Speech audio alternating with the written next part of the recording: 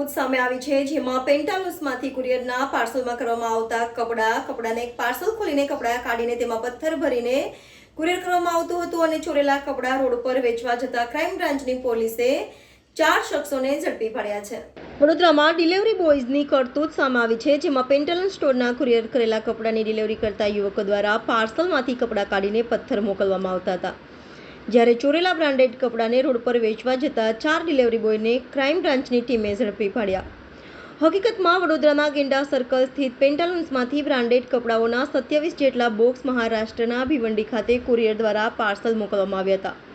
પેન્ટાલુન્સના store દ્વારા કપડાં courier કરવા માટે GSFC સ્થિત કુરિયર કંપની ડિલિવરીનું કામ કરતી હતી।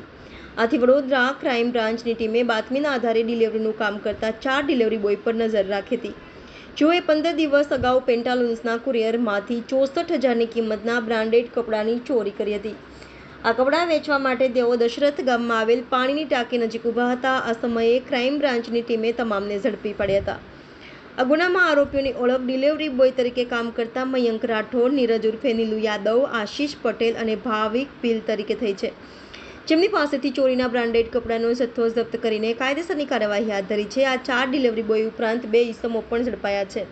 હાલ આ તમામ સામે ગોરવા પોલીસ મથકમાં ગુનો દાખલ કરી આગળની તપાસ હાથ ધરવામાં આવી છે।